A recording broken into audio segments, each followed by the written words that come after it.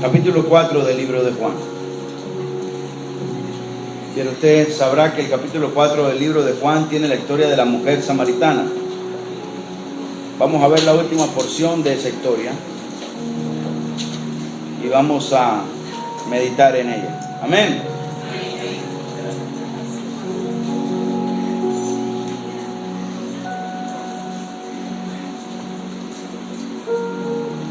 ¿Qué tal si empezamos desde el verso 30?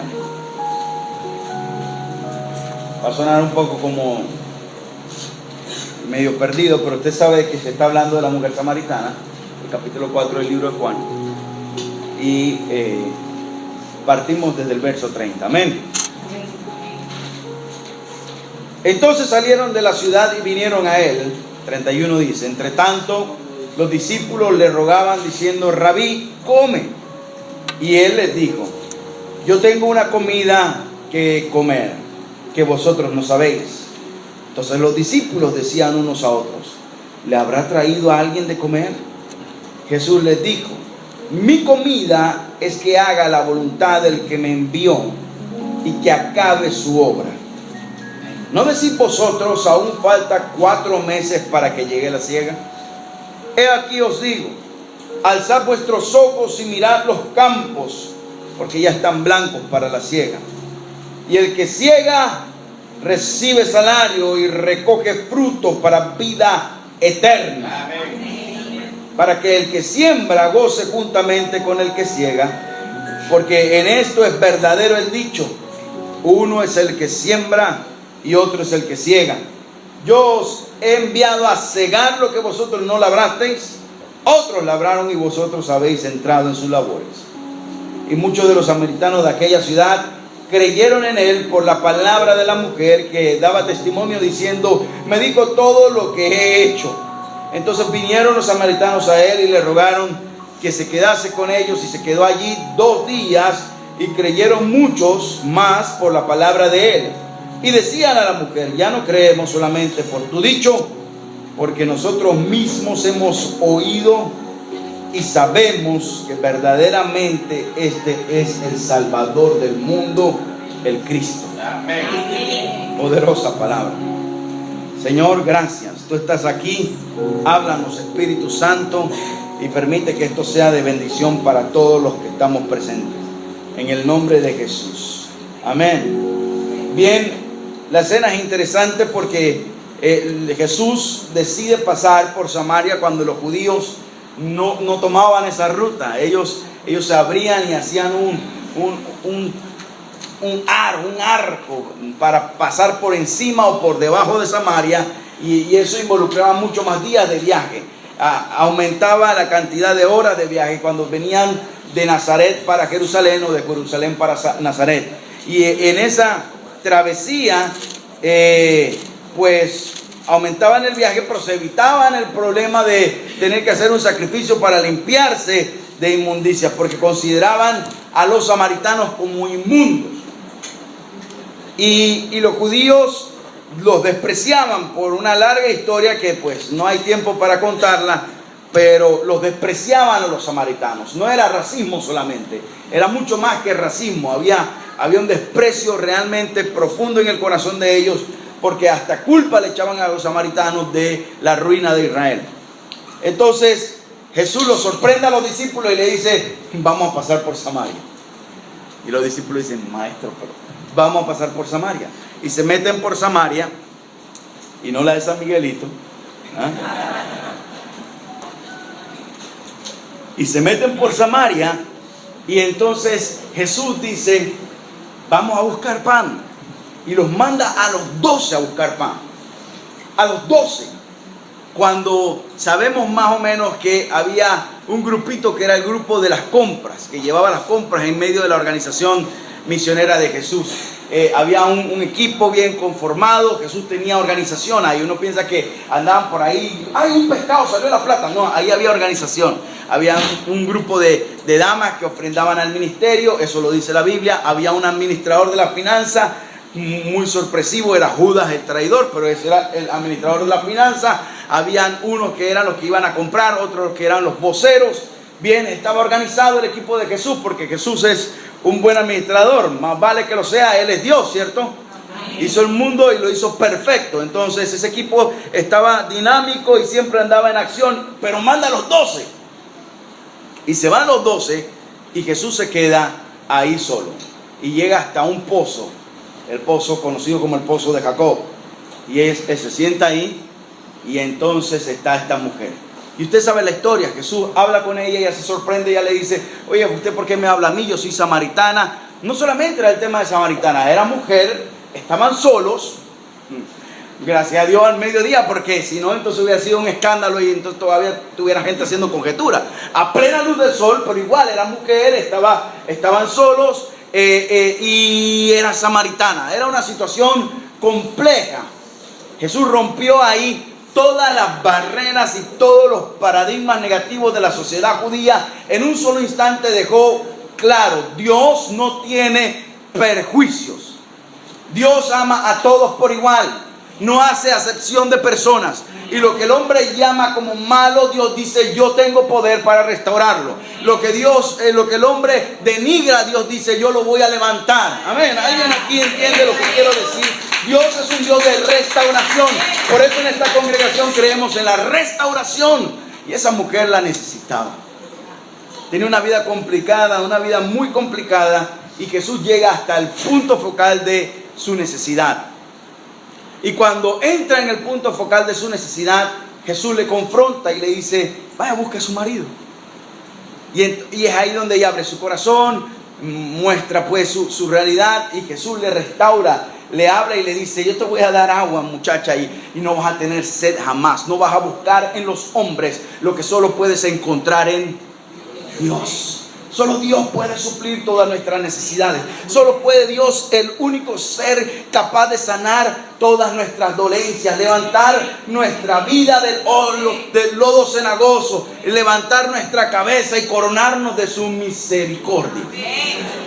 Y esta mujer queda impresionada y dice, Señor, me parece que eres profeta. Yo no soy profeta, yo soy el Mesías. Yo soy el Salvador del mundo. Ahora entienda bien, el Señor Jesús no se presentó ahí como maestro, no dejó que el término rabí lo ejemplificara o fuera su título, ni como profeta, nada. Él dijo, yo soy, vendrá el Mesías y Él nos dirá, yo soy el que te habla. Se quedó así en una sola pieza, salió huyendo a buscar a alguien para decirle, creo que he encontrado. Usted sabe cómo ella llegó con él. Ella no dijo, estoy segura. No, ella dijo, creo que he encontrado al Mesías. Vengan y vean, porque me dijo todo lo que me ha pasado. Y como a la gente en Samaria le gustaba eso de que, ¿y qué me va a pasar mañana?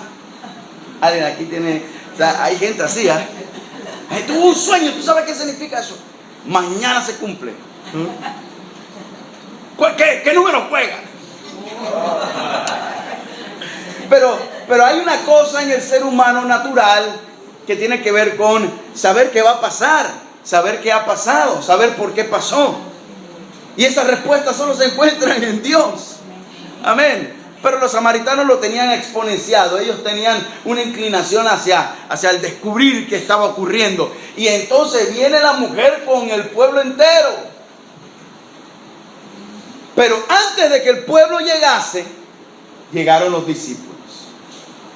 Los 12. Y encuentran a Jesús todavía terminando de hablar con la mujer. Y se sorprenden y dicen, pero todo el mundo callado, ese es el maestro. Nadie, Señor, ¿y usted qué hace hablando con esa mujer? Bueno, sí, yo creo que Pedro lo pensó. Judas pasó adentro y dije, yo lo sabía. Pero se quedaron callados. Y cuando llegan le dicen, maestro, aquí está el pan, coma. Y entonces vienen estas majestuosas palabras del Señor Jesucristo. Yo tengo una comida, verso 32, que comer que vosotros no sabéis. Yo tengo una comida que comer que vosotros no sabéis. Verso 33. Entonces los discípulos decían unos a otros, ¿le habrá traído a alguien de comer? Y Jesús le dijo, mi comida es que haga la voluntad del que me envió y que acabe su obra. ¿No decís vosotros, aún faltan 4 meses para que llegue la siega? He aquí os digo, alzad vuestros ojos y mirad los campos porque ya están blancos para la siega. Mi comida. Y de una vez mi mente se transporta a Mateo capítulo 4. ¿Saben qué pasó en Mateo capítulo 4? Jesús fue llevado por el Espíritu al desierto. Fue llevado por el Espíritu al desierto para ser tentado. Y la primera tentación de Satanás para el Hijo de Dios fue: dile a esta piedra que se convierta en pan, porque tú tienes hambre y tienes el poder para hacer algo así. Dile a esta piedra que se convierta en pan y come. Y Jesús dijo,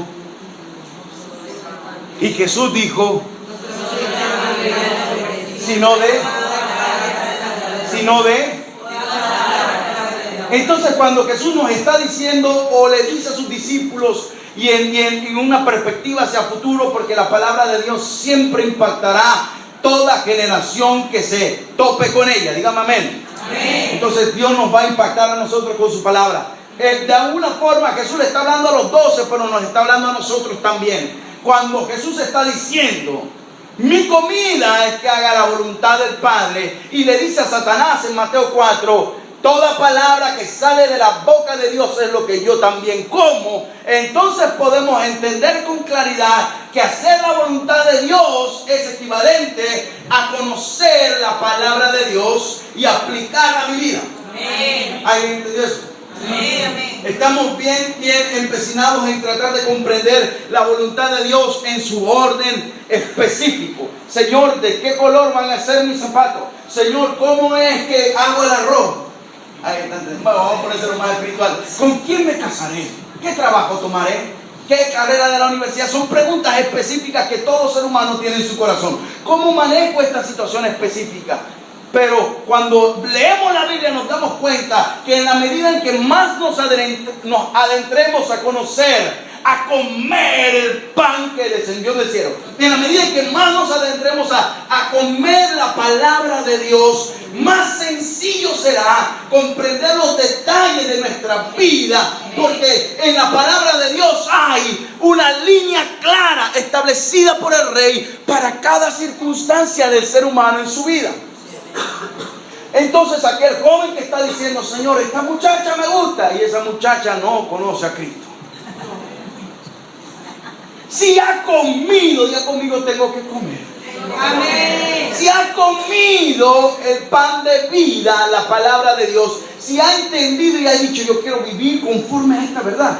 Oye, esto está tremendo, yo quiero ser así, yo quiero eso. Señor, yo quiero, y se mete más, y aumenta más. Si ha comido, entonces de forma natural su respuesta va a ser la voluntad de Dios. Por eso Jesús dijo: yo tengo una comida, y esa es la voluntad del que me envió. Pero hay otra parte ahí, hay otra porción: que termine su faena, que termine su laburo, que termine su obra. Y es decir, nadie en esta fe va a poder emprender algo para Dios si no está conectado con la voluntad de Dios. Amén. Y la voluntad de Dios en todo caso ha sido expresada con claridad. Dígame amén. Amén. Es decir, nuestro Señor no deja grises cuando dice: esto es lo que quiero de ti. Israel, esto es lo que quiero de ti. Que ames la misericordia, que hagas juicio correcto. Esto es lo que quiero de ti: apártate del mal y de toda obra perversa. Esto es lo que quiero de ti: ama a tu prójimo como a ti mismo. Esto es lo que quiero de ti: ama al Señor con todo tu corazón, con toda tu alma, con toda tu fuerza. Esto es lo que quiero de ti: dame tu adoración. Esto es lo que quiero de ti: hijo mío, dame tu corazón. Esto es lo que quiero de ti: huye de la fornicación. Esto es lo que quiero de ti: ama a tus enemigos. Esto es lo que quiero de ti: bendice y no maldigas. ¿Lo sigue? Amén. Está ahí en las escrituras. No he dicho nada que venga de mi mente. Todo lo que he dicho ha salido de allí. Y uno entonces va llenando su vida de la palabra y al mismo tiempo siendo capaz de vivir la voluntad de Dios. Pero hay una voluntad de Dios expresa, y es imposible que dejemos por fuera esa verdad. Y en esa voluntad de Dios expresa, usted tiene que entender lo siguiente: Dios quiere que proclamemos su verdad. Amén. Las últimas palabras siempre serán las más importantes. Hicieron una negociación en un discurso, en un momento crucial, y las últimas palabras de Jesucristo fueron: ir y hacer discípulos a todas las naciones, bautizándolos en el nombre del Padre, del Hijo y del Espíritu Santo, enseñándoles que guarden todas las cosas que os he mandado, y he aquí yo estaré con ustedes todos los días hasta el fin del mundo. Amén. Marcos capítulo 16, verso 15, Marcos 16, 15 dice: id por todo el mundo y predicad el Evangelio. Mateo capítulo 1, verso 8: quédense en Jerusalén hasta que sean investidos del poder de lo alto, y recibiréis poder, dunameos, cuando haya venido sobre vosotros el Espíritu Santo, y me seréis testigos en Jerusalén, en Judea, en Samaria y hasta Pantataetne, hasta lo último de la tierra. Amén. Qué poderoso es ver a Jesús decir: mi comida es hacer la voluntad del Padre. Yo le ruego al Señor que me ayude a tener esa misma sintonía. Yo quiero, Padre, que mi comida sea hacer tu voluntad. Amén. Usted puede hacer esa oración sencilla y corta. Diga conmigo: Señor, quiero que igual que tu Hijo, mi comida sea hacer tu voluntad. Inquiétame a tu voluntad. Revélame tu voluntad. Afírmame en tu voluntad. En el nombre de Jesús. Amén. Y es esto interesante y poderoso, porque no hay manera alguna de verse en un problema cuando uno está en la voluntad de Dios. Cuando uno está en la voluntad de Dios, los problemas son cimentadores de esa voluntad. Pedro en la cárcel, digo, nadie quiere estar en la cárcel, pero Pedro en la cárcel estaba firmando la voluntad de Dios. Y cuando lo sacan, después que le dieron el látigo, lo sacan ahí y los ponen a los dos y le preguntan: no hable más en nombre de ese Jesús, no hable más en nombre de Jesús. Y Pedro dice: bueno, yo estoy aquí para hacer la voluntad de Dios. Mire lo que le voy a decir. ¿Qué es lo que tiene que hacer un hombre? ¿Obedecer a los hombres o obedecer a Dios? Silenció la sala. Hombre, no hable más, hombre. Y se fueron a hacer su reunión y dicen: mejor no metamos vuelta ahí. Vamos a esperar que ellos solo se caigan, porque si esto no es de Dios, ahí el sabio, si esto no es de Dios, esto se disipa. Pero si esto es de Dios, esto no lo nadie. Y salió Pedro y salió Silas y fueron y llegaron, y dice la Biblia que estaban contentos. Mi hermano, eso no es masoquismo, no. No es masoquismo estar contento después de 39 latigazos y una noche de prisión. No es masoquismo después de amenazas de los más altos poderes que diga: si tú vuelves a hablar de eso vas a tener problemas. No es. Lo que es una convicción firme de que manejas la voluntad de Dios. Cuando usted está convencido de que esto es lo que Dios quiere que usted haga, en todos los ámbitos de su vida, usted se encontrará entonces una lucha férrea de Satanás para destruir esa convicción. Satanás va a querer que usted llegue al punto de decir: yo creo que me equivoqué. Y esa convicción de que usted dice: bueno, yo no me aparto de ti, Señor, ahora vivo para ti. Esa es la convicción del nuevo creyente. En cuanto a la voluntad de Dios: quiero estar contigo. El que ya ha madurado un poco: quiero servirte. El que ya está en sintonía con la unción del Espíritu Santo: quiero proclamarte. Cuando usted se encuentra en alguien dice: Señor, usa este negocio, y Dios le dice: te voy a firmar en ese negocio para que extienda. Y usted dice: me afirma, y de repente vienen los golpes. Van a venir los embates y los golpes. Van a llegar los cuestionamientos, y te va a decir: ¿y dónde está tu comida? Alguien me está entendiendo. Yo estoy predicando para mí, Padre. ¿A dónde está tu comida? ¿A dónde está tu sustento? Y usted tendrá que decir en esos momentos difíciles, en los momentos en donde la situación se ve en los momentos donde el mar está enfrente y los egipcios atrás, en los momentos en donde el fuego lo suben 7 veces más caliente, en los momentos en donde... ¿Alguien está aquí? Amén. ¿Está leído su Biblia? ¿Sabe de qué estoy hablando? En los momentos en donde el león dice: tira lo que lo como, y usted está ahí al borde como Daniel. En esos momentos en donde está a punto de ver lo que pareciera ser el final, es ahí donde usted tiene que decir: mi comida es hacer la voluntad de mi Padre. Este mundo tiene otro sistema de voluntad.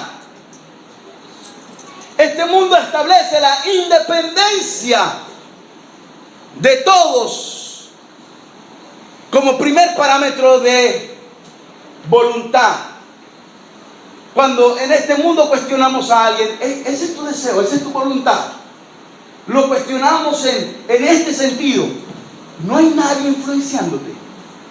No hay nadie que está tratando de desviar lo que... En verdad tú quieres eso, a ti te gusta eso. Eso es lo que tú quieres o eso es lo que quiere tu mamá. Eso es lo que tú quieres o eso es lo que están diciéndote los amigos.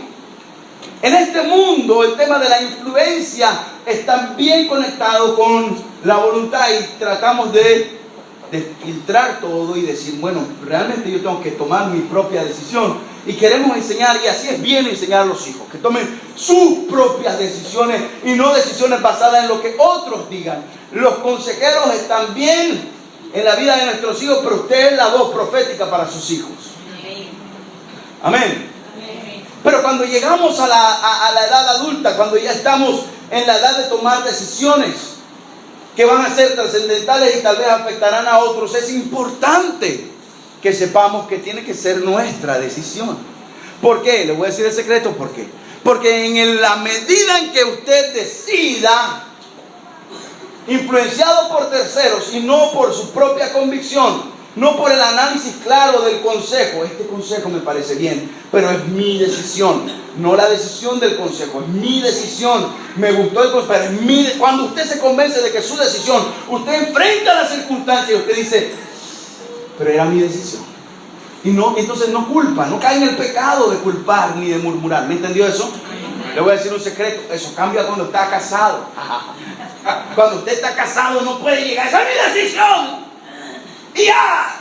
O la mujer dice, esa era mi decisión, se acabó. No, son equipo. Y tienen que llevarlo a consulta. Y pasa de la porción de consejo a la asesoría, a la junta directiva. ¿Cuántas veces, alguien aquí alguna vez ha estado sentado en una mesa de junta directiva? Bien, gloria a Dios, qué bendición, qué bendición. Cuando uno se sienta en una mesa de junta directiva, a pesar de que hay un presidente que va a decir esto es lo que es, uno se da cuenta que el presidente no es el único que habla. Y cuando el presidente es el único que habla, está en problema esa junta directiva. Pero ahí va a haber un secretario, un vocal, un fiscal, los que están invitados ahí van a decir, no, esto no nos conviene, me parece que esta ruta. El matrimonio es una junta directiva. En donde el presidente va a ser siempre el papá que tiene que decir esto es lo que se va a hacer, pero más vale que preste atención a los miembros, y en todo caso el miembro es la esposa. ¿Qué le dijo Dios a Abraham? Abraham, en todo lo que Sara te dijo. ¿Están aquí? Entonces en el matrimonio debe haber esa conversación, debe haber esa sintonía. Y rápidamente les voy a decir 3 cosas que tienen que haber para que se logre ser una junta directiva matrimonial exitosa. Número 1, eso no está aquí. Número 1, lo que usted tiene que estar haciendo es hablar una misma cosa. Diga conmigo, hablar una misma cosa. Porque si usted está hablando de zapatos y su marido está hablando de astronautas, están perdidos, uno en Júpiter y la otra está por allá por el Metromol. ¿Cierto? Tienen que hablar una misma cosa. Diga, hablar una misma cosa.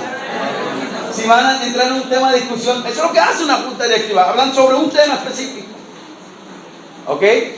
Lo segundo es que tienen que tener una misma visión. Diga conmigo, una misma visión. Es decir, la junta directiva siempre sabe qué es lo que quiere. O sea, no sabe cómo llegar allá, pero saben que esa es la meta. Se estableció, para allá vamos todos.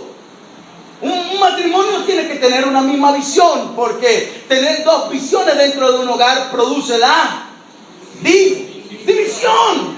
Son 2 visiones y 2 visiones no te van a llegar al mismo punto. Eso es imposible. El día que usted lo descubra me avisa cómo. Usted está mirando para allá, el otro está mirando para allá y él dice, vamos, ¡pum! Ahí se choca. No estamos para chocar. Amén. Entonces, tenemos que tener unas mismas palabras, hablar de una misma cosa, una misma visión. Y la tercera tal vez es la más importante, un mismo sentir. Un mismo sentir, porque podemos estar hablando del mismo tema, pero sentir cosas diferentes. Podemos tener la misma visión, pero sentir cosas diferentes. Y ahí hay que depurar, si hay que sacar y escarbar y decir, no, todo el pensamiento que no venga de Dios va para afuera. ¿Por qué digo esto? Porque en el matrimonio ocurre algo similar a lo que ocurre con nuestro Dios. Cuando usted viene a los pies de Cristo, se da cuenta y comienza a escuchar de que realmente no es como que puedo hacer lo que me da la gana. Porque Dios dice cómo quiere que tú vivas. Y entonces tú dices, me conviene vivir como Dios quiere que yo viva, porque hay un resultado distinto en mi corazón. ¿Qué pasa cuando vivo como Dios quiere que yo viva? Encuentro paz. Amén, dígame amén. Cuando yo hago lo que Dios quiere que yo haga, yo hallo paz siempre. Es una ecuación matemática que da siempre el mismo resultado. Señor, ¿cuál es tu voluntad? Esta es mi voluntad, César. Entonces digo, voy por ahí y de una vez, ¡pum!, experimento una paz que sobrepasa todo entendimiento. A pesar de que las circunstancias se vean críticas, yo puedo decir en esos momentos, mi comida, di conmigo, mi comida es que haga la voluntad del que me envió. Pero no se le olvide la última parte. Y que acabe su obra. Porque en la medida en que usted vaya viviendo conforme a la voluntad de Dios, se encontrará que Dios va a estar diciéndole, yo quiero que hagas esto. Y te va a revelar cosas específicas. Y entonces usted se levanta con un sentir en su corazón que no puede describir, que es un sentir más allá de el buen ánimo, el buen deseo. Es una convicción que usted dice, que yo escribo libros. No me parece como que si yo escribí una frase y tengo problemas. Mi amor, ¿cómo se escribe? Mejor no digo. Ya me miraron, no diga. Que yo director, que yo pastor, que yo misionero. Y uno se va enfrentando a esto es lo que quiero que hagas. ¿Pero por qué? Porque estás en la plena voluntad, absorbiendo la palabra, viviendo conforme a la palabra. Y aquí viene la porción de la voluntad de Dios. Esto es importante. No se trata solamente de saber que Dios nos está llamando a algo. Porque en misiones por mucho tiempo, cuando hacía movilización de misiones, hablamos del llamado, y el llamado, y el llamado, y el llamado de Dios. Y luego hacíamos un llamado y los muchachos que pasaban los agarramos y le decíamos, bueno, estas son las oportunidades para que usted cumpla su llamado. Y de ese grupo de 50 quedaban unos 10 o unos 5 y de repente uno quedaba. Pero ahí había algo y se enfilaban en el llamado. Pero se trata más que el llamado. Dios no solamente nos está llamando, nos está diciendo que tenemos que hacer. Porque el llamado suena como voluntario. Y aquí viene el asunto con la voluntad de Dios. Cuando Dios decide algo, no hay opción para rebatirlo, no hay oportunidad para cuestionarlo. Cuando Dios dice algo en su palabra, Dios está estableciendo eso como la línea que debemos seguir para vivir. Usted no puede recondicionar esa línea de vida establecida por Dios, porque de lo contrario se está inventando una nueva fe. Cuando Dios te dice en su palabra que Él es el único, el alfa y la omega, el principio y el fin, absoluto, único camino para llegar al Padre, y usted dice, bueno, me parece que ella era buena y se va por donde la mamá, y dice, mejor me voy por donde la mamá. Está restableciendo la voluntad de Dios, y téngalo por seguro, es imposible restablecer la voluntad de Dios. Cuando usted y yo comenzamos a decirle a Dios, me parece que yo puedo vivir mi vida de esta manera, está restableciendo la voluntad de Dios. Una vez más, es imposible restablecer la voluntad de Dios. Y en la medida en que usted y yo tratemos de lo que es imposible, nos encontraremos con el dolor. Porque decirle a Dios, esta es la ruta de mi vida, cuando Dios te dice, esta es la ruta, hijo, de tu vida, es decirle a Dios, yo sé más que tú. Y si usted quiere decirle a Dios que usted sabe más que Él, entonces se está equivocándose de Dios. Se está equivocando de Dios. Porque el Dios que usted tiene, si es el Dios de esta Biblia, si es el Padre de nuestro Señor Jesucristo que lo envió, para morir por nosotros, si es el amor hecho espíritu que envió el Espíritu Santo para que viva dentro tuyo, si es el Dios de esta Biblia, entonces el Dios que tú tienes es todo sapiente, lo sabe todo, todopoderoso, todo lo puede. Es mejor que te refugies, ese es el tercer punto. Es mejor que te refugies. Se va a aplaudirle de con ganas. ¡Y a su nombre! Es mejor que tú y yo nos refugiemos en esa voluntad poderosa de Dios, porque este es el asunto con la voluntad humana. No poseemos todo el conocimiento. Usted quiere hacer algo y tiene una motivación correcta, pero no sabe cómo. Y si no sabe cómo, hay otro problema. Tal vez ya sabe, pero no tiene cómo. Y tal vez no tiene cómo, o tiene cómo, ya sabe cómo, pero simplemente no está ahí donde se tiene que hacer el asunto. Entonces usted, las tres condiciones más gloriosas para siempre tener una voluntad perfecta son tener todo el conocimiento de cada uno de los detalles. ¿Ahí está aquí? Por eso las empresas no se manejan con un solo hombre, se van buscando recursos y las empresas buscan las mejores mentes para que puedan, bueno, algo traje. Pero usted está ahí como la mejor mente. Amén. Alguien está en una empresa trabajando aquí. Usted es la mejor. Yo se lo voy a decir como me dijo mi hijo, Caleb, tiene 4 años, me dice, papá, predicaste con furia. Y yo le pregunto, ¿eso está bien o está mal? Está bien, papá, con furia. Esa palabra. Se lo voy a decir con furia. Usted es la mejor mente de esa compañía. Porque usted tiene la mente de Cristo. Y donde quiera que la mente de Cristo llega, se pone el orden de Dios. Usted es la mejor mente de su hogar, si en ese hogar no hay otros creyentes. Usted es la mejor mente en cada sitio donde usted llegue cuando no hay nadie que conozca al Señor. Porque usted tiene la mente de Cristo. Refugiémonos entonces en la voluntad de Dios, porque Dios todo lo conoce. Diga conmigo, Dios todo lo conoce. Dios todo lo puede. Dios está en todas partes. Cuando yo tengo a mi disposición los atributos eternos de mi Creador para preguntarle, Señor, yo no sé cómo, pero tú sí sabes. O me das la luz o mandas a alguien con esa luz. Y Dios lo va a hacer.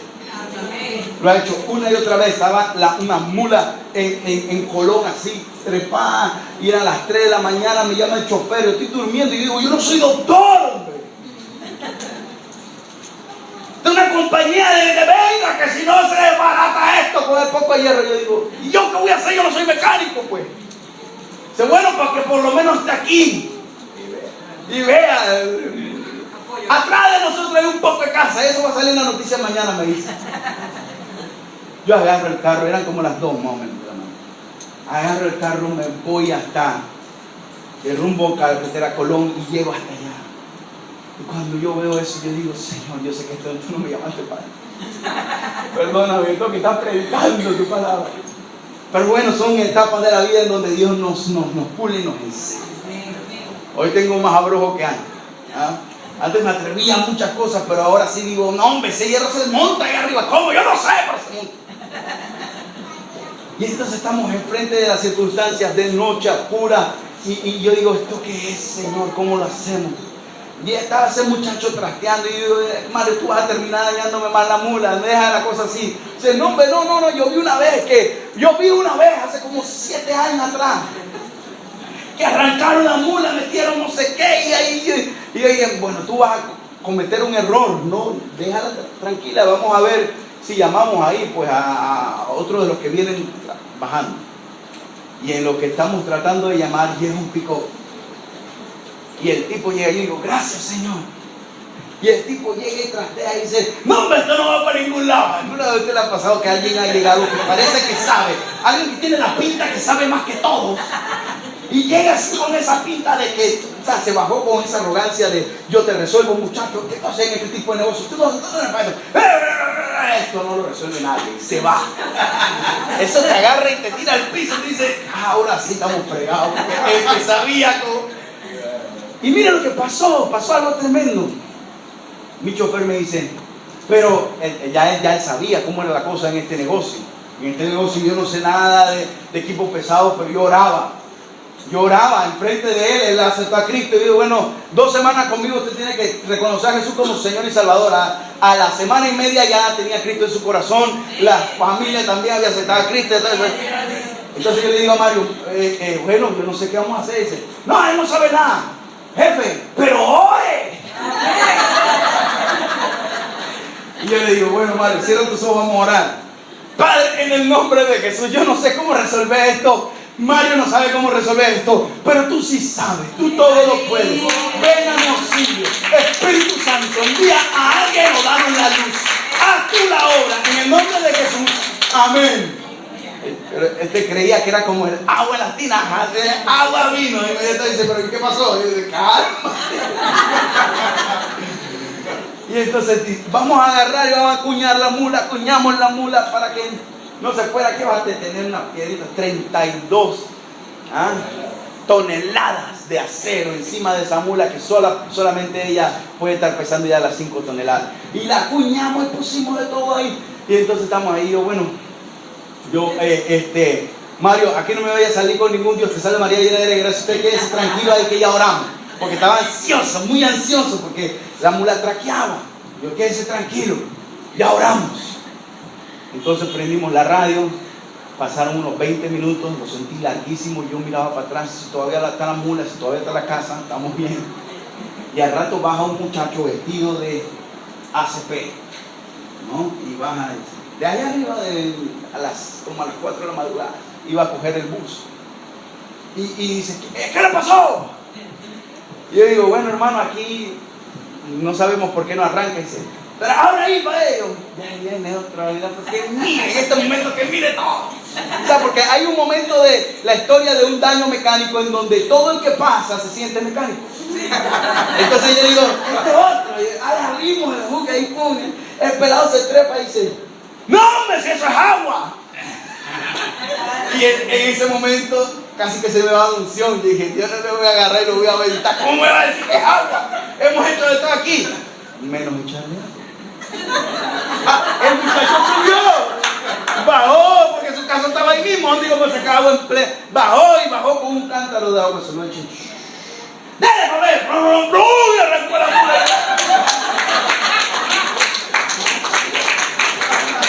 Yo creo que no me dio la luz a mí para hacerme de ver que ese no era mi lugar.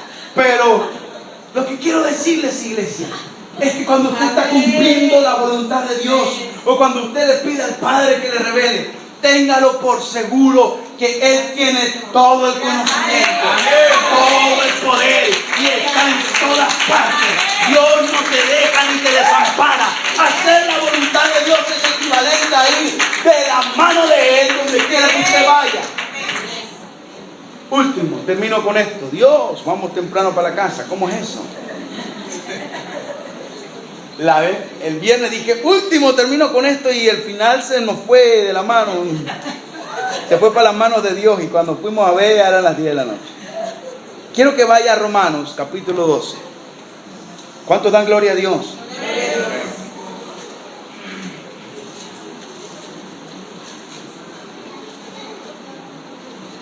Estos son versos muy conocidos por todos nosotros.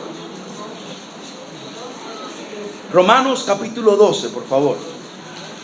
Así que, hermanos, verso 1, ruego por las misericordias de Dios que presentéis vuestros cuerpos en sacrificio vivo, santo, agradable a Dios, que es vuestro culto racional.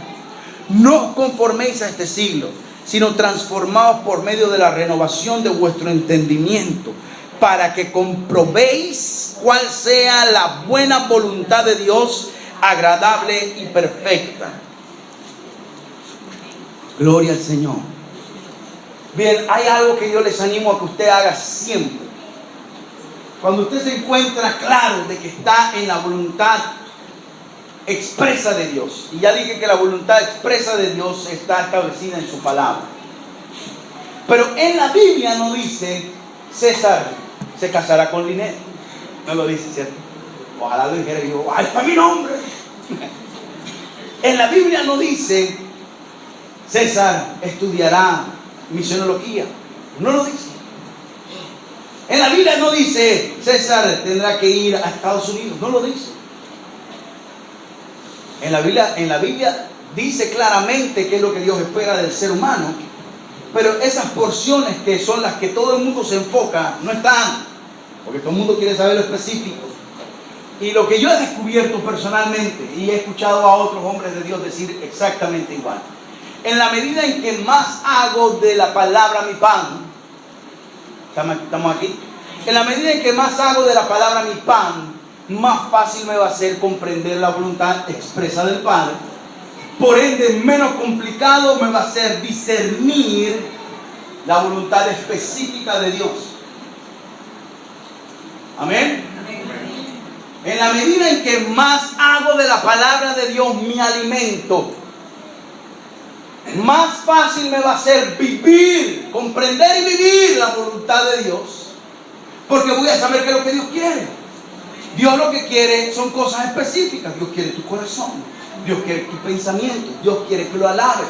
La Biblia dice, alabad a Dios en todo tiempo. Su alabanza esté de continuo en tu boca. La Biblia dice, orar sin cesar. La Biblia dice, adorando al Señor, levantando manos santas en todo tiempo, en todo lugar. Entonces la Biblia dice que yo debo ser un adorador. La Biblia también dice que Dios buscaba a alguien que se interpusiese para interceder. La Biblia dice, orad, mi casa será llamada casa de oración para las naciones. La Biblia dice que hay que rogar con súplicas, rogativas delante de... Entonces yo debo ser un intercesor. ¿Está comprendiendo? Cada vez que veo una situación crítica, en lugar de ponerme bravo, enojado, a patalear y la puñete, voy a orar, Señor, en el nombre de Jesús. Cada vez que veo una situación en donde se me van las fuerzas, voy a alabar, voy a adorar a Dios. El Señor es mi fortaleza, Él es mi escudo, Él es mi galardón. Y eso me va condicionando a vivir una vida conforme a su voluntad. Y en la medida en que voy viviendo conforme a su voluntad, es mucho más sencillo comprender aquello específico que estoy tratando de determinar como voluntad de Dios. El problema es que la gran mayoría de nosotros estamos atiborrados de circunstancias que no son voluntad expresa de Dios. Y queremos lo específico en medio de ese ambiente. Y va a ser complicado. Porque donde quiera que haya falta de fe, donde quiera que haya temores, donde quiera que haya pecado, donde quiera que haya odio, amargura, rencor, falta de perdón, se hace complicadísimo comprender lo específico de Dios. ¿Ahí está aquí? Entonces se pregunta, ¿cómo yo puedo saber de qué color tienen que ser los zapatos, Señor? Bueno, primero tiene que saber si Dios quiere que vaya con zapatos. Pero antes de saber si Dios quiere que vaya con zapatos, primero tienes que saber para qué existen tus pies.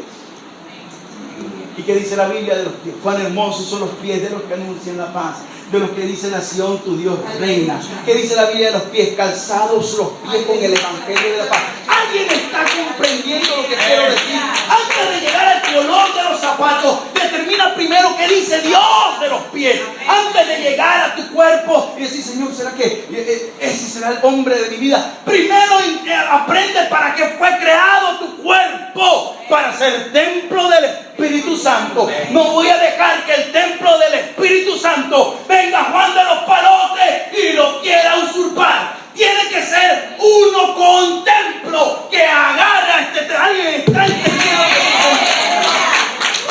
Eso es lo que hace que tu vida espiritual sea más sencilla en cuanto a los puntos específicos.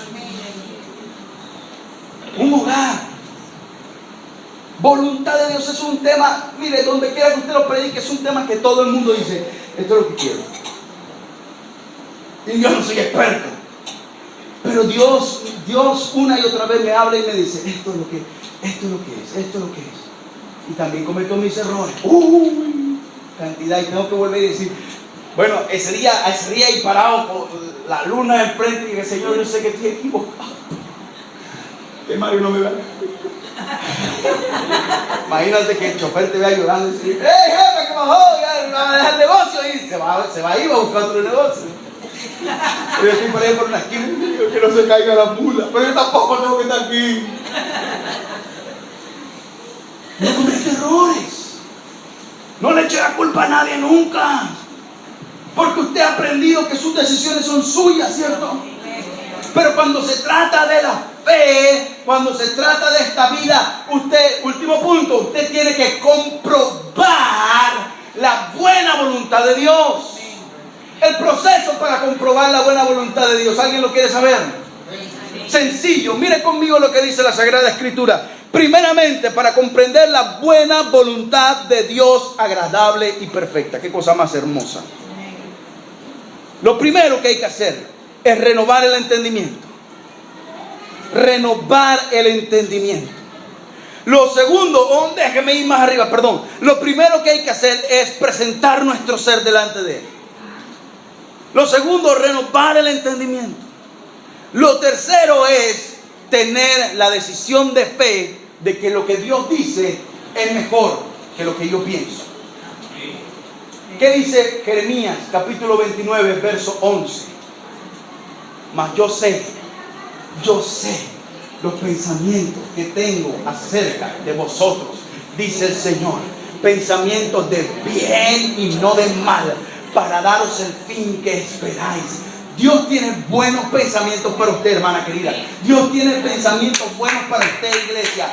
Dios siempre piensa lo mejor. Y uno dice, pero ¿qué es lo que yo quiero? Esa es la que me gusta. Esta es la que me conviene. Dios sabe lo que te conviene. Dios sabe lo que te va a gustar más. Dios sabe que lo que te gusta ahora no te va a gustar mañana. Cuando usted está en la voluntad de Dios. El viernes que lío, el viernes estaba emocionado. Y siento esa unción ahora. Yo quisiera predicar como eso que predico, pero no me sale. Hoy dije, Señor, la garganta, ayúdame ahí a controlarme. Mi esposa me dice, ten cuidado, mi amor.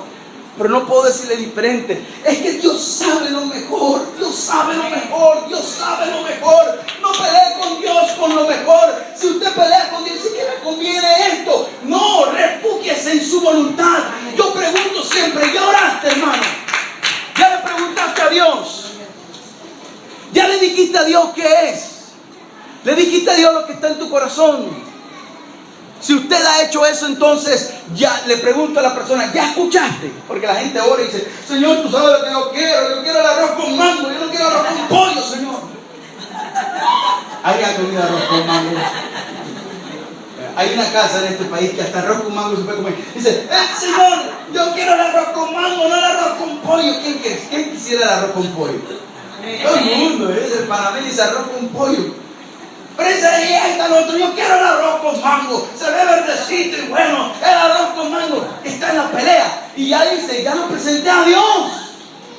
Y uno le pregunta, ¿ya oraste, hermano? Y la persona dice, sí, ya oré, ya le dije, yo quiero el arroz con mango. Ya oré, ya se lo dije, ya yo voy a tomar la decisión porque ya yo le dije que yo quiero el arroz con mango. Pero entonces la pregunta de rigor es, y le preguntaste a Dios qué es lo que Él quiere. Sí. Yo creo que es arroz con mango. Sí, ¿cómo tú sabes? Porque es lo que más oré y Él es el que pone el querer como el hacer y Él es el que intercede por nosotros. Y te comienzas a citar Biblia, dice, Dios puso esa oración en mi corazón, arroz con mango para hoy y para mañana. Y yo digo, no, hey, hold on. Tú quieres hacer algo. Y si tú quieres hacer algo, más vale que le preguntes a Dios qué es lo que Él quiere hacer. Diga conmigo, Dios sabe qué es lo que yo debo hacer. Entonces, en lugar de seguir insistiendo, hermano querido, anda, vuelve y pregúntale al Señor qué quiere. Y va y dice, Señor, ¿es arroz con mango o arroz con pollo? Y el Señor le dice, hijo, gracias por invitarme, porque hace un rato me dejaste hablando, hablaste solo. Gracias por invitarme. Y de repente baja una convicción al corazón de aquel hijo. No son palabras de trueno, no es la voz que resuena como bocina que nadie podía oír, sino una convicción al corazón ahí fuerte, que no se puede describir. ¿Alguien ha tenido esa convicción? ¿Alguien alguna vez sin siquiera abrir la Biblia, sin escuchar nada, simplemente ha tenido algo fuerte en el corazón? haz esto. Esto es. Después de haber orado y decir, Señor, ¿qué tú quieres? Porque después de esa pregunta, téngalo por seguro. No hay una sola vez en mi vida. Es más, hubo un tiempo de maleantería espiritual en donde, así dice el pastor Spring, no yo, el pastor Spring que dice maleantería espiritual, voy a tomarlo de hubo un tiempo de maleantería espiritual. En lugar de preguntarle, Señor, ¿qué tú quieres? Yo decía, Señor, yo sé lo que tú quieres, pero bendice lo que yo estoy haciendo. No funciona. Dios tiene misericordia y te da a dar esta ayuda, pero no es su deseo, no es su voluntad. Pero mire, en el momento en que yo en mi vida he dicho, Señor, ¿qué es lo que usted quiere? No ha habido una sola vez en mi vida, soltero, casado, en problemas, en acechos, en soledad, en abundancia, en dirección espiritual, en dirección ministerial. No ha habido una sola vez en mi vida, en mi trabajo, en el negocio, en el ministerio, ministrando a alguien. No ha habido una sola vez en mi vida que ante la pregunta, Señor, ¿qué es lo que tú quieres?, Dios se quede callado. Todas las veces me ha dicho, espere, no haga nada. Dele porque si es arroz con un mango. Y otras veces en la disyuntiva de arroz con mango y arroz con pollo, Dios dice, hijo, es arroz con mango. Me ha tocado ver gente llegar después del consejo, pregunta y dice, Chuleta, cielo, usted, ¿para qué me mandas eso? Dios dice que es arroz con guandú. ¿Y eso qué significa para ti? Significa que no es ni una ni la otra, pues. Espere. ¿Sabe qué? La voluntad de Dios es agradable y perfecta, y no en el sentido del agrado y la perfección humana. La voluntad de Dios se convierte en agradable y perfecta cuando cumple su propósito en nosotros. Estoy abriendo mi corazón, estoy enseñándoles, por favor. Cuando cumple su propósito en nosotros, ahí se convierte en agradable y perfecto. Y cuando yo llego y me presento delante de Dios y dejo atrás y suelto toda aquella carga y aquellas cosas que puedan ser ancla y que puedan estar limitándome, digo, Señor, aquí está mi corazón, y yo decido, de todo corazón, decido dejar atrás todas estas cargas, decido perdonar, renuncio a este pecado, presente tu cuerpo como un sacrificio vivo. Y literalmente, antes de pedir, me encantaba lo que decía la ministra, este no es el momento de pedir. Jesús empezó la oración del Padre Nuestro, la oración modelo, diciendo, y danos hoy el pan de cada día. Pero todos empezamos así, Señor, te alabo y te bendigo, pero tú sabes que no hay pan en esta casa. No, adóralo, métete con Él, ámalo y dile, Señor, yo no estoy aquí por el arroz ni por el mango, estoy aquí por ti. Yo quiero completar la voluntad, pero tiene que ser más padre, que estoy aquí por ti. Si es una grande o una pequeña, si es un carro último modelo o si es un Lada Niva, no es eso. Padre, yo estoy aquí por ti. Déjele saber a Dios que usted está ahí por Él, el dador, como dice el cántico, y no las dádivas. Amén. Y entonces ese es presentar tu cuerpo en sacrificio vivo. Luego entonces viene la porción de renovar tu entendimiento, porque nos precondicionamos a las circunstancias y manipulamos nuestro propio estado anímico. Cuando una persona tiene una decisión establecida en su corazón, yo me puedo dar cuenta con 3 preguntas. Es sencillo darse cuenta cuando alguien viene donde ti para resolver un conflicto, pero ya tiene la decisión del conflicto en su corazón. Y si usted, ¿cuántos aquí van a ser consejeros de casa de fe, ministros? Va más alto. ¿Cuántos aquí son consejeros, maestros? Dígale con fuerza que no lo va a hacer usted, lo va a hacer Cristo en usted. ¿Cuántos aquí son ministros, consejeros, maestros? Eso, iglesia, así es que es. Escúcheme bien. Usted en una circunstancia X, en una situación como tal, puede desgastarse en una consejería, porque la persona lo que va a tratar cuando ya tiene su decisión es que tú en algún momento digas lo que ya él está establecido en su corazón. Por eso es importante que usted resuelva el asunto. Hay veces diciéndole a la persona, tienes que orar. y pregúntale, y si le dice tienes que orar, recuérdase que va a llegar ahí, es arroz con mango, es arroz con mango. No. Pregúntale a Dios qué es lo que Él quiere. Hay consejos que se resuelven así. Y la persona llega con una experiencia espiritual. Dios me habló. La persona llega con una renovación de su corazón. Y usted queda como el mejor consejero, aunque no hizo nada. Nada más que le dijo, tienes que orar y preguntarle a Dios. Iglesia querida, hay que renovar el entendimiento. Hay una enseñanza poderosa que damos en la academia de la renovación del entendimiento. Su entendimiento, diga, mi entendimiento está abierto. Mi entendimiento está abierto. ¿Esa es la hora o esta es la hora? ¿Cuál es la hora, pastor? Bien, gloria a Dios. Mi entendimiento está abierto. Dígalo conmigo de nuevo. Ahora tiene que decir conmigo, mi entendimiento debe ser iluminado. Mi entendimiento debe ser iluminado. Mi entendimiento debe ser renovado. Mi entendimiento debe ser renovado. Cuando Jesús llega a tu vida, abre tu entendimiento. Es decir, todo nuevo creyente, en el momento que reciba a Cristo en su corazón, su forma de entender las cosas y de entender especialmente las palabras de Dios cambia. Esto deja de ser letra para ser vida. Cambia. La Biblia dice que el que no conoce a Jesús, cuando ve la enseñanza de la cruz y la palabra de Dios, le parece locura. Le parece como sin sentido. Le parecerá interesante.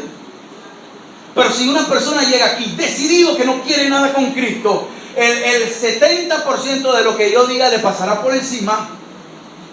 El 20% de lo que yo diga quedará en su intelecto. Un 5% moverá sus emociones. Y un 5% quedará ahí en el aire. Al final que dirá, esto no es para mí.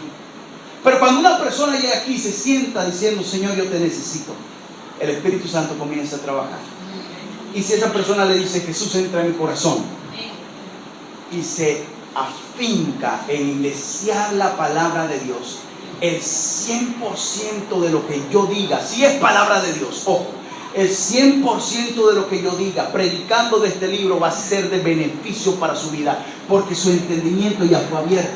Amén. El asunto es que el diablo quiere hacerte creer que tú no puedes comprender la voluntad de Dios, que tú no puedes comprobar la voluntad de Dios, que tú tienes que vivir en ese caos de que ahora para dónde voy, pastor, dígame, ¿qué hago? ¿Cómo manejo esto, Señor? Dios quiere que sepas que Él te va a hablar y te va a guiar, Él te va a dar dirección, Él te va a establecer con claridad cuál es el paso que tengas que andar. Si tienes que recibir consejo, amén, eso es de Dios y es bíblico, pero Dios tiene el poder para mostrarte y hacerte comprobar su voluntad agradable y perfecta.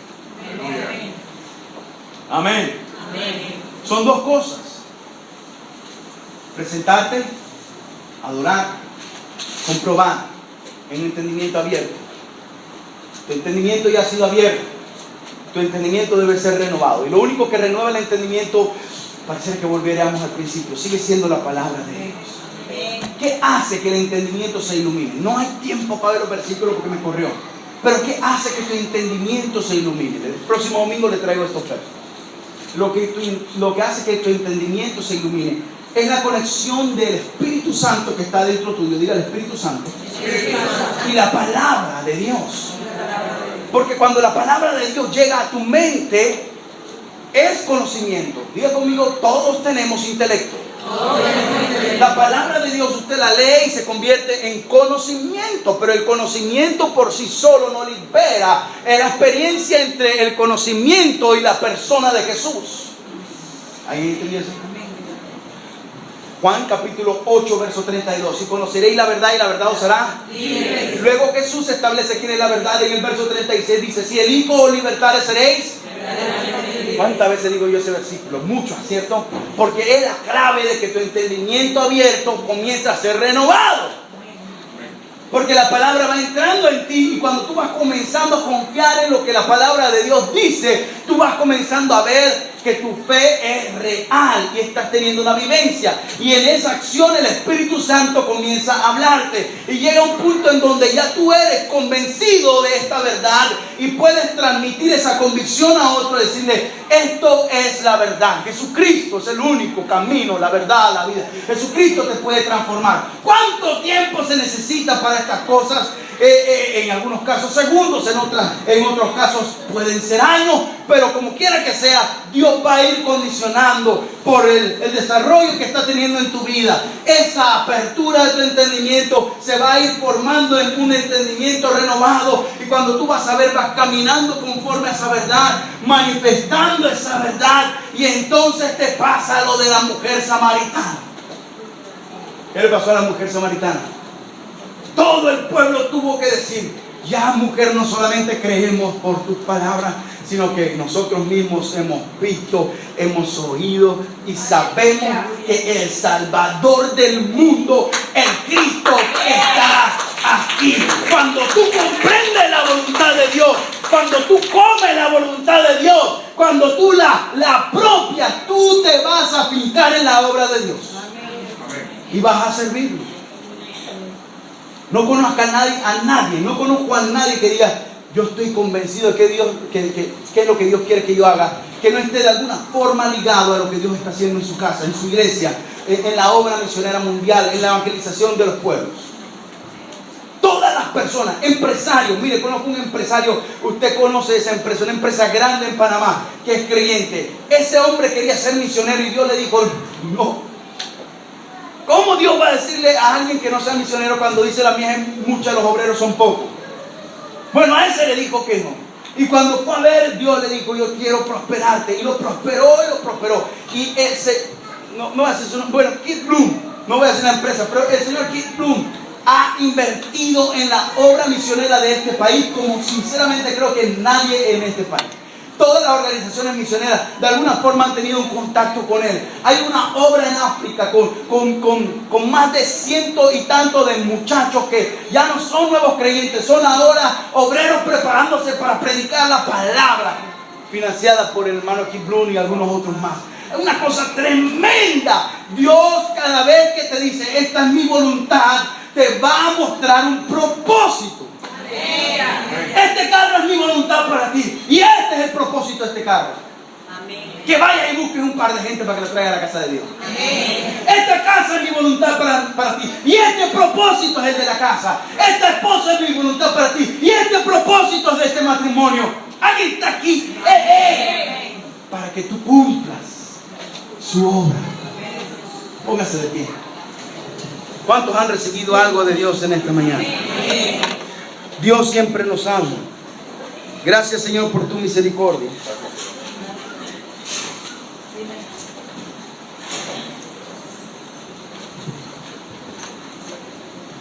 Mi comida es que haga la voluntad de mi Padre y que termine su obra. Si esa es tu oración, si ese es tu deseo, este es un deseo que suena como altruista, ¿sí? como que usted se cree, pero no, es un deseo, es una oración humilde, porque todos tenemos nuestra propia voluntad, y cuando venimos a Cristo nos toca volver a la dependencia que una vez tuvimos de niños. Nos toca preguntarle al Señor y decirle: ¿cuál es tu voluntad? ¿Qué es lo que tú quieres, Señor, en este asunto? ¿Cuál es tu dirección para mí en este momento? Entonces es humilde. No es prepotencia decir: yo sé la voluntad de Dios para mi vida. Cuando alguien dice eso con convicción y usted tiene pruebas de que esa persona está caminando en esa voluntad, sepa que es una persona humilde. Porque tuvo que decirle a cosas que sí quería para su vida, no. Tuvo que dejar algunos sueños a un lado, algunos deseos a un lado. Placeres que el mundo le criticaría y le diría: no sirves para nada, dejaste lo que es bueno. Pero sabemos que lo que el mundo llama bueno realmente trae dolor, trae angustia al corazón del hombre. Nadie quiere que le mientan, pero todos tendemos a mentir. Nadie quiere que le engañen, pero tendemos a engañar. En el mundo no hay nada bueno para nosotros. Pero en Cristo hay fidelidad, hay verdad, hay permanencia, hay presencia, hay amor, hay gozo, hay paz. En el mundo tendremos aflicción, pero confiemos, porque Él ha vencido al mundo. Y mayor es el que está en nosotros que el que está en el mundo. Y esta es la victoria que ha vencido al mundo, nuestra fe. Comprobemos la voluntad de Dios. Afirmémonos en la voluntad de Dios. En esta congregación, en esta iglesia, nosotros hemos decidido apropiarnos de Mateo capítulo 28, Marcos 16, 15 y Génesis 12 del 1 al 3 como fuente inspiracional de nuestra visión. Y la visión del Centro de Restauración Familiar Nueva Vida, la iglesia a la cual tú perteneces, es la siguiente. Nuestra visión es poder cumplir con la gran comisión. La gran comisión ordenada por nuestro Señor Jesucristo a sus discípulos y a toda su iglesia. De ir y alcanzar familias para su gloria en Panamá y en el mundo. La misión de nuestra iglesia entonces es desarrollar las estrategias para lograr que esa visión sea una realidad. Y de ahí nace el plan estratégico Beraka Rabá. Beraka significa bendición, Rabá multiplicación, porque en la escritura todo lo que Dios bendice se multiplica. Y si tú eres un bendecido de Dios, y bien lo eres, porque Efesios capítulo 1 verso 3 dice que Él te ha bendecido con toda bendición espiritual en los lugares celestiales. Si tú eres una bendecida, un bendecido de Dios, has sido llamada y llamado a multiplicarte. Pero para poder multiplicarse es indispensable conocer la buena voluntad de Dios. Es indispensable sacar aquello que pueda anclarnos o privarnos de ver esa voluntad con claridad. Si alguien quiere decir junto conmigo: Señor, mi comida es que haga tu voluntad y que acabe tu obra, ¿qué tal si levanta las manos? Ese es su deseo.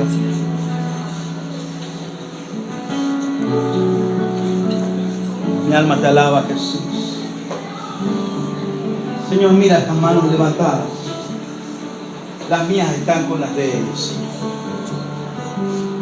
Levantamos nuestras manos a ti, porque aun cuando no tengamos fuerzas, aun cuando nos encontremos en situaciones difíciles, aun cuando el enemigo traiga confusión o el enemigo quiera levantarse para traer falta de paz, aun cuando haya dolor, Señor,